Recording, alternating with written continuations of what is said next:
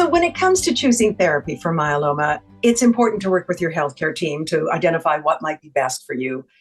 How would you define shared decision making, and why is this so critical to properly managing life with myeloma? Excellent question, Catherine. Shared decision making, or a process in which the physician, the healthcare team, and the patient, their caregivers, everybody comes together, shared, to make a decision that we feel is in the best interest for that patient at that time. That is the whole concept. Whenever we think about treatment decisions, um, in our mind, the three main components that have to be considered every single time, not just newly diagnosed or relapsed or third line or whatever, every single time a treatment decision has been taken, we must consider patient-related factors. What is their preference? What are their goals? Do they have caregiver support? How far do they live? Do they want IV, pills, any side effects that are there, comorbidities, other issues, financial conditions? Everything comes into play, patient-related factors.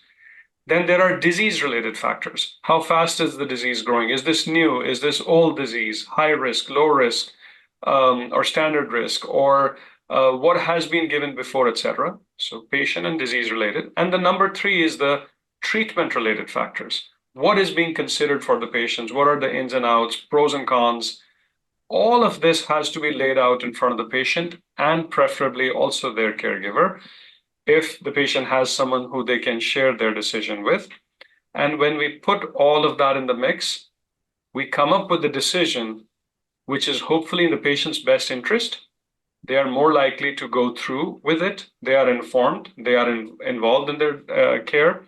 And then hopefully if the patient starts on a treatment that they are interested in, knowledgeable about, and committed to, we'll be able to keep the patient on that longer term and get the best benefit out of it. So in my mind, the main reason for shared decision making is to make sure my patient is committed to that treatment.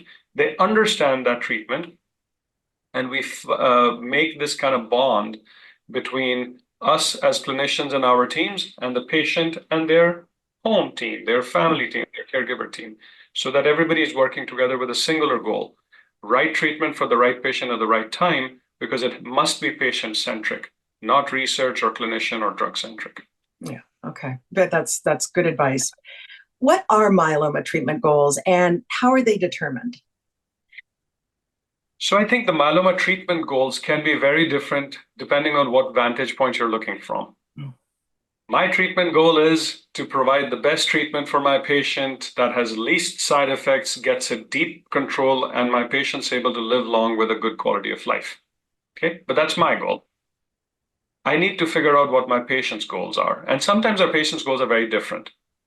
A patient's goal might be that they want to really avoid side effects. Well, they want to lead their quality of life and keep traveling. And this happens on a day-to-day basis. Just the other day, one of the patients said, well, I really want to keep driving around in my RV with my wife because that is what we had wanted to do at this point of our life. What can you do to help me control my disease, but keep me driving my RV? And we literally had to figure out where all they were traveling. We identified clinics close to them and connected with physicians so that they could continue their treatment wherever they were. So the patient's goals are very important. And in fact, I would say they are paramount. So understanding what the patient wants, they may be wanting to control pain. They may be wanting to just live longer. They may be wanting to delay treatment so that they could watch their daughter's soccer game. I'm just saying that the goals can be very different. It is important to lay them out. Every time we're taking a treatment decision, the goals should be laid out into short, mid, and long-term goals.